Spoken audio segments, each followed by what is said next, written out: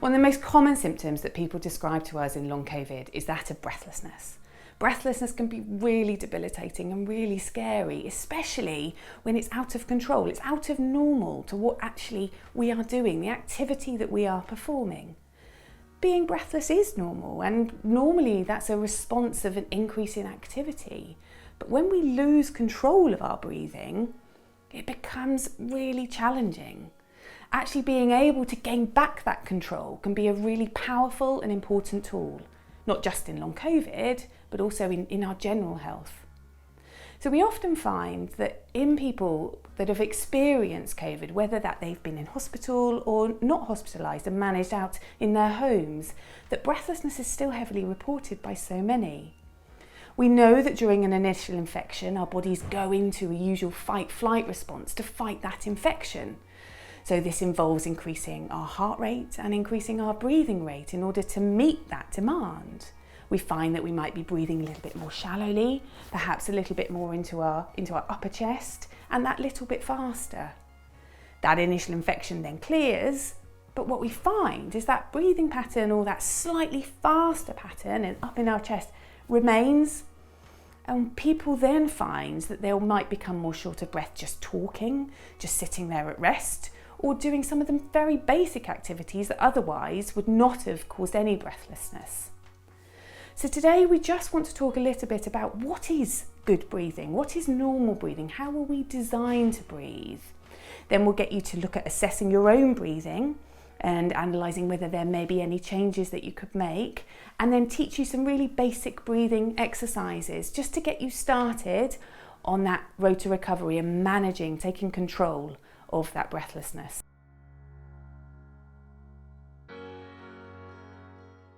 So what is good? What is good, efficient breathing? We're designed to breathe in a certain way to meet our normal body demands. So we breathe in oxygen and we breathe out carbon dioxide. And this is really essential for all the functions of all of the organs within our body. So we're designed to breathe using two different styles of muscles. The first is our primary muscle of breathing, and that's our diaphragm.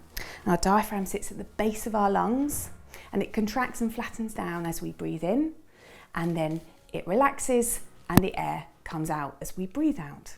The diaphragm is designed for breathing. It's a really efficient muscle, uses very, very little energy, and it's the first one to start when we're born, and the last to stop when we leave. So the diaphragm, a really efficient muscle, uses very, very little energy. We like to call it the Mo Farah of muscles. It can just keep going. It's an endurance muscle. Then we have our accessory muscles of breathing. So our accessory muscles, they come into the neck, they're into the front of our chest, into our back, in between our ribs. And these muscles are designed to help us to breathe when we need to increase our breathing rate, or we need to increase the amount of air that we're shifting throughout our lungs. Now these muscles have other functions as well. So what that means is that they use a lot more energy to help us to breathe. We like to call them our Usain Bolts of breathing. So they are good for those short, sharp episodes, but not for keeping going.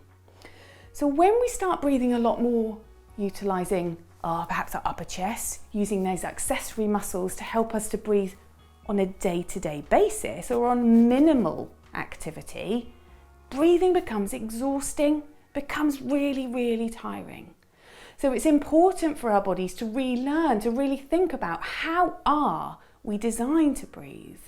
How should we be moving the amount of air within our lungs? One of the first things that we always think about is the nose. The air and the oxygen enters the body via the nose. The nose is designed to warm and filter air. It's designed to slow down and actually control the flow of breath towards the diaphragm. Then we need to think about how much air do we need to shift within the lungs. And actually, it's really interesting to know that the whole of our lungs can take around 4 to 6 litres of air. But normal, good, efficient breathing, we should only be shifting around 500 mils, which is just that little bit bigger than a Coke can. But what's really important is, where is the breath? Where are we moving the breath? And that's where we need to think about what's the diaphragm doing and really trying to direct that flow of breath towards the diaphragm. And then the last thing to think about is the timing. So the length of the in-breath to the out-breath. And one thing that can be really useful when we're thinking about how long we should be breathing in and out for is the use of a rectangle. And so we tend to say that if you breathe in on the short side of a rectangle and breathe out on the long side, and again in on the short side, out on the long side, that just helps people to sort of visualize that the out breath should be slightly longer than the in breath. So now let's have a look at our own breathing. Let's analyse how we are breathing ourselves, see if we can notice any changes that we may be able to make.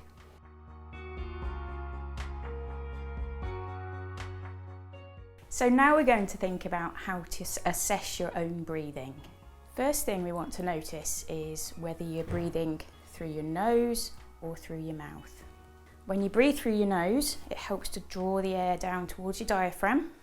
And if you breathe through your mouth, it can cause you to be more prone to cough or to breathe just using the upper part of your chest. The next thing to think about is whether you are moving your tummy as you breathe. So you might find it useful to put one hand on your tummy and one hand on your upper chest. As you're breathing in and out, look down and see which of those hands is moving. Can you feel your tummy moving more or your upper chest moving? See if you can think about keeping the top part of your chest nice and still and allowing the tummy to expand and fall as you are breathing. Next thing to consider is whether all these muscles around your neck and shoulders are very tense or if you're able to relax them. In the nice relaxed position, they give plenty of capacity for your diaphragm to do the work, and it takes the pressure off these muscles. As you're breathing, see if you can think about whether that breath is nice and smooth or if there are stuttery, juddery movements within it. Our breath should just flow in and out nice and smoothly.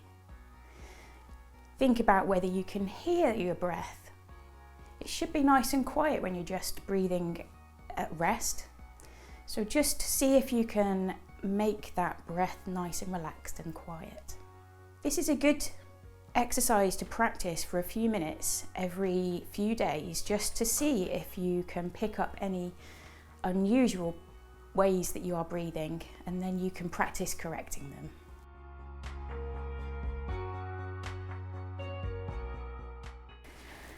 So let's practice the breathing technique. We've got you nice and comfortable lying here on the bed. Let's pop the pillow under your knees just so that your legs are a bit more relaxed. Are you comfortable there? So this is an exercise that you can use every day to practice getting your breathing into the normal pattern. And then when you're more used to it, you can use it any time during the day when you feel that you are starting to become breathless and you need some way to recover. Okay? So it looks as though you're nice and relaxed there. I can see that your shoulders are nice and resting onto the bed. Just make sure that you've got no sort of tension in your muscles around your shoulders. And we want you to be breathing in and out through your nose. Think about the muscles around your jaw. Just make sure that you've got no tension in your face and your neck. And then as you're breathing, want to be concentrating on getting that breath coming down to your stomach.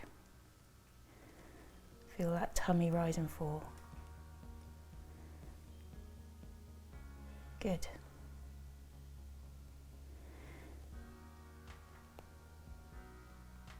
And we're looking to see that the in-breath is shorter than the out-breath. So we're thinking about that rectangle as you breathe. Good.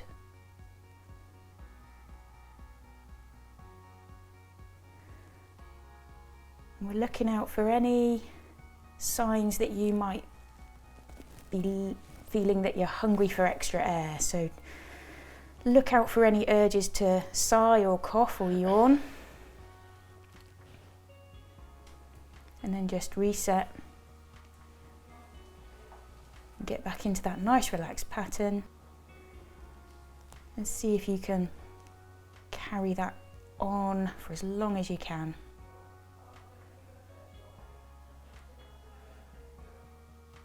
Good.